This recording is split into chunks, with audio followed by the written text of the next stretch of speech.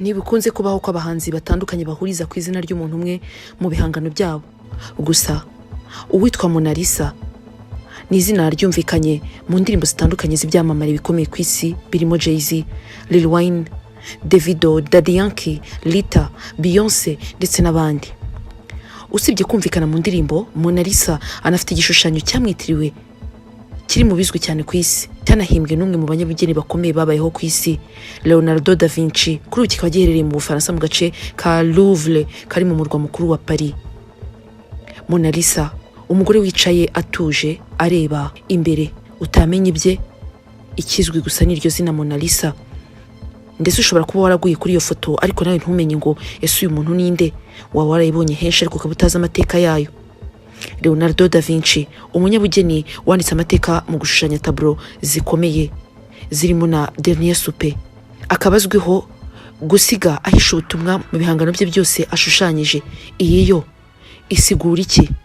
This pose established a new style of portrait painting. Nibwo bwa mbere hari hakozwe igishushanyo cyo mu bwoko bwa portrait cyiza bingana uku, that is still the de facto standard today, over 500 years later. Cyaje no kumenyekana cyane nyuma y'imyaka 300 gishushanyijwe.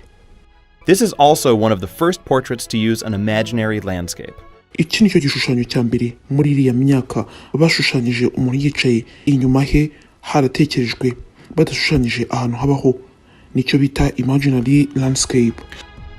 Uko kwamamara rero ko igishushanyo kimaze imyaka irenga 500 ni kimwe mu bitera abantu benshi kwibaza bakagira amatsiko yo kumenya umuntu uyu Mona Lisa yari we.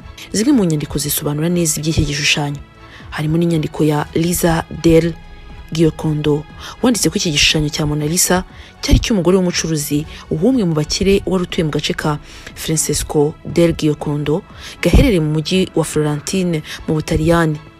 Bivugwa neza ko umugore wa Francisco yari mwiza cyane kandi akagira umutima mwiza unimpuhwe nyinshi, ku buryo mwaka w'1503 ngo umugabo we yigiriye inama yo kumushimira, agatumira Leonardo da Vinci nawe waruzwi cyane mu gukora ibishushanyo by'agatangaza muri icyo gihe kugira ngo amukorere icyo akataraboneka kigaragaza umugore we.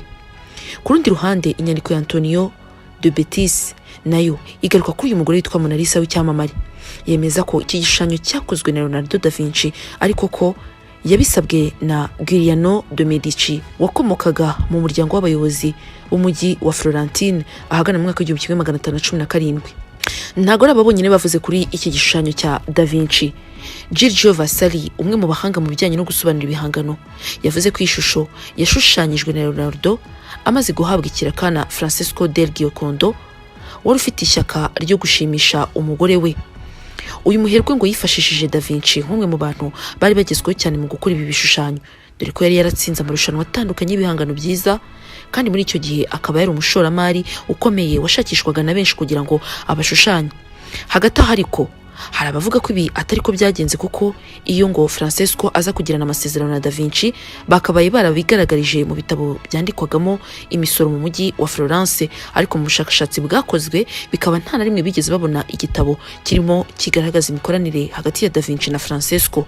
Ikindi kandi ngo bitewe n'ukuntu uyu mukire yarazwi cyane mu mujyi we, kandi iki gishushanyo kikaba cyari cyarakozwe n'umwe mu bahanga bari bakomeye muri ibyo bihe, ngo iyo aba ari we wategetse ko gikorerwa umugore we aba yaranagitangaje cyane, ndetse ku munsi wo kumurika hakaba hari ibirori bikomeye kugira ngo abantu baze kureba icyo gitangaza cy'igishushanyo cyashushanyirijwe umugore w'uyu muherwe. Gusa nanone mu nyandiko za Vasari yagaragaje ko impamvu uyu mukire atakimuritse ngo ari ukubera ko Leonardo atigeze arangiza kugishushanya nk'uko yabyifuzaga, ariko ibi nabyo bikaba biteye urujijo kuko mu nzu ndangamurage ya Louvre iri i Paris mu Bufaransa iki gishushanyo kigaragaza ko cyuzuye. Hari rero abaheraha bavuga ko Vasari yitiranyije ibishushanyo ku buryo icyo yavuze atari icya Mona Lisa kiri mu nzu ndangamurage ya Louvre. Abashyigikiye rero igitekerezo cya Vasari bo bavuga ko bisanzwe bizi cyane ko Da Vinci atakundaga kurangiza ibishushanyo yatangiye, ku buryo kuba yabikora ku cya Mona Lisa bitari bitangaje. Urugero nuko ngo uyu munyabugeni atigeze arangiza igishushanyo bita Battle of Anghiari. Byemejwe neza ko iyo aza kukirangiza cyari kuba aricyo gihangano cya mbere yakoze gihambaye. ibi ariko bivuguruzwa na bamwe mu bashakashatsi mu kureba umwimerere w'ibishushanyo bemeje ko icya Mona Lisa cyashushanyijwe inshuro imwe kikaba kirangiye.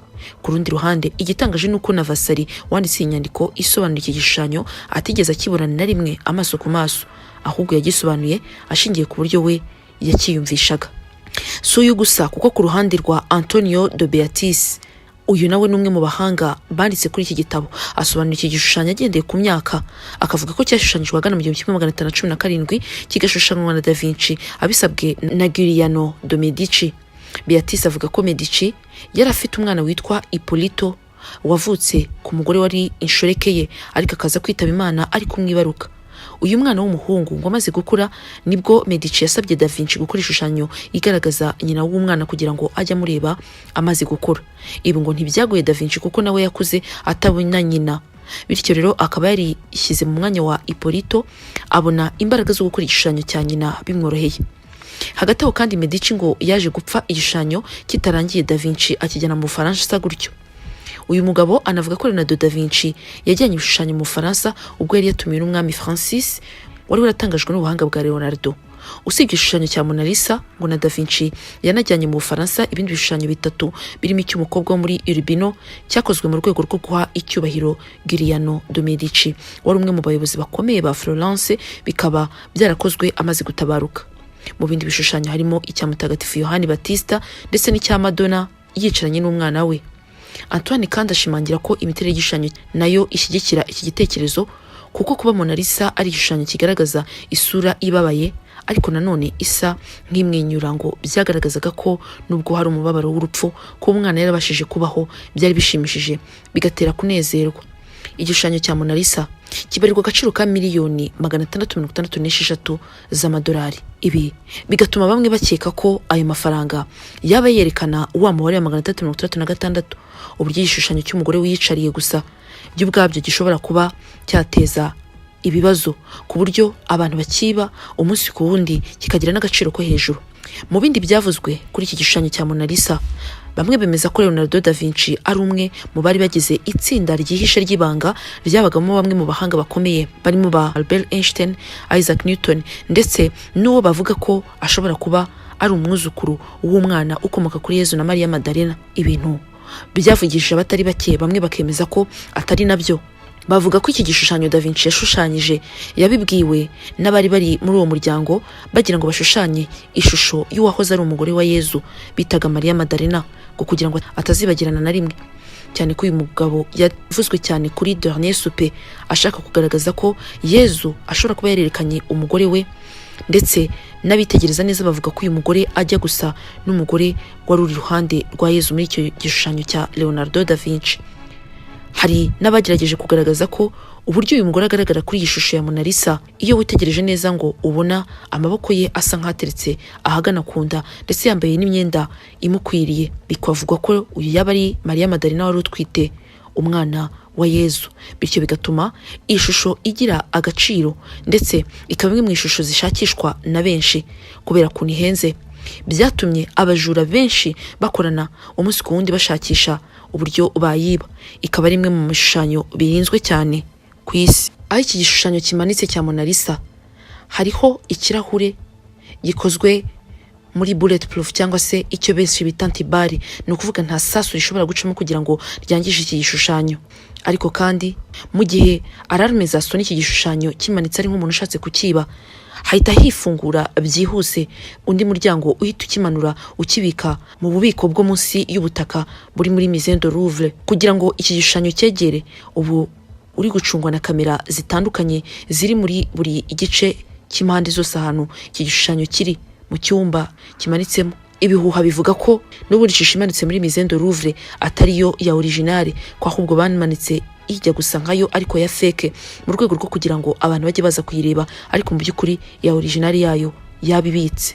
Iki gishushanyo kigeze kwibwa rimwe kiburirwa irengero mu gihe cy'imyaka 2 ntawe uzi aho giherereye, ariko nyuma kiza kongera kuboneka hari tariki 21 ukwezi kwa 8 mu 1911 nibwo iki gishushanyo kibwe muri Musée du Louvre.